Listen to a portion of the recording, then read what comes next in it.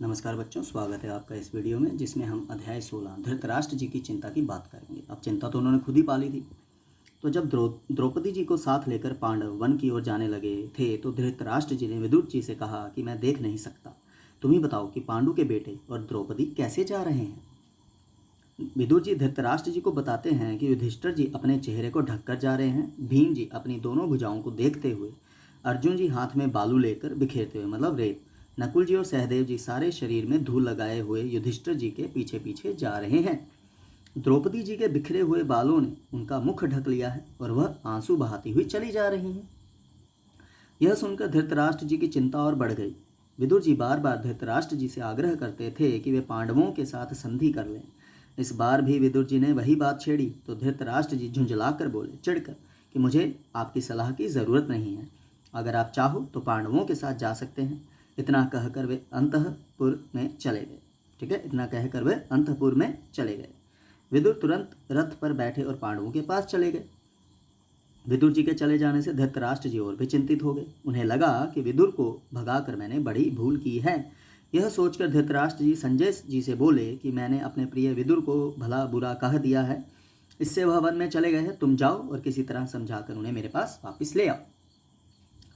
संजय जी जंगल में पांडवों के आश्रम में पहुंचे और विदुर जी से बोले कि धृतराष्ट्र जी अपनी गलती पर पछता रहे हैं, आप वापस चलें अन्यथा वे प्राण त्याग देंगे। यह सुनकर विदुर जी पांडवों से विदा लेकर हस्तिनापुर लौट आए। विदुर जी के आने पर धृतराष्ट्र जी ने उन्हें गले लगा लिया और अपनी गलती के लिए क्षमा मांगी, क्योंकि माफ़ी मांगने से कोई बड़ा या कोई छोटा नहीं हो जाता। इसी तरह एक बार महर्षि मैत्रेय धृतराष्ट्र जी के दरबार में आए। राजा जी ने उनका समुचित आदर सत्कार किया। फिर महर्षि जी से पूछा, आपने मेरे प्यारे वीर पांडवों को कुरु जांगल के वन में देखा होगा, वे लोग कुशल से तो हैं। महर्षि जी ने बताया कि राजन, काम्यक वन में हमारी युधिष्ठिर जी से भेंट हुई थी, मतलब हम मिले थे। तो उन्होंने बताया कि काम्यक वन में वो उनसे मिले थे। तो वन के दूसरे ऋषि मुनि भी उनसे मिलने आश्रम में आए थे। उन्होंने हस्तिनापुर में हुई घटना को मुझे बताया, यही कारण है कि मैं आपसे मिलने चला आया। आपके और भीष्म जी के रहते ऐसा नहीं होना चाहिए था। वहीं पर दुर्योधन जी भी उपस्थित थे। महर्षि जी ने उन्हें समझाया कि पांडवों से वैर मोल मत ले बच्चा, उनसे संधि कर लो, इसी में तुम्हारी भलाई है। किंतु दुष्ट दुर्योधन ने उनकी ओर देखा तक नहीं, बल्कि बड़ी ढिठाई से जमीन पर पैर पटकते हुए मुस्कुराते रहे। यह देखकर महर्षि जी बड़े क्रोधित हुए और बोले, तुम्हें अपने घमंड का फल जरूर मिलेगा। और आपको पता ही है फल मिला अंत में। इसी बीच हस्तिनापुर में घटी घटनाओं की खबर श्री कृष्ण जी को लगी। वे तुरंत पांडवों जी के पास पहुंच गए। श्री कृष्ण जी के साथ कैके, भोज और वृष्टि जाति के नेता चेदीराज, धृष्टकेतु आदि भी गए। द्रौपदी जी जब श्री कृष्ण जी से मिली तो उनकी आंखों में अविरल अश्रुधारा बह चली, जो नहीं रुकी।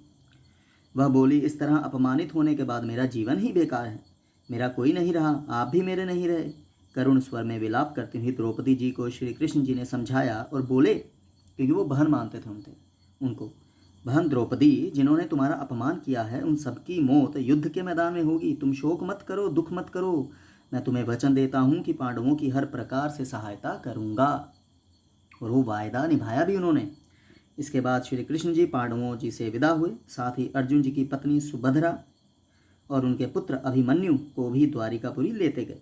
द्रौपदी जी के पुत्रों को लेकर धृष्टद्युम्न पांचाल देश चले गए। मतलब पांचों पांडव और द्रौपदी जी ही रह गए, बाकी सब मतलब धृष्टद्युम्न जी के साथ और श्री कृष्ण जी के साथ चले गए। ठीक है बच्चों, तो यह था 16वां अध्याय। कोई शंका हो तो ज़रूर पूछा करें, घबराया ना करें। धन्यवाद।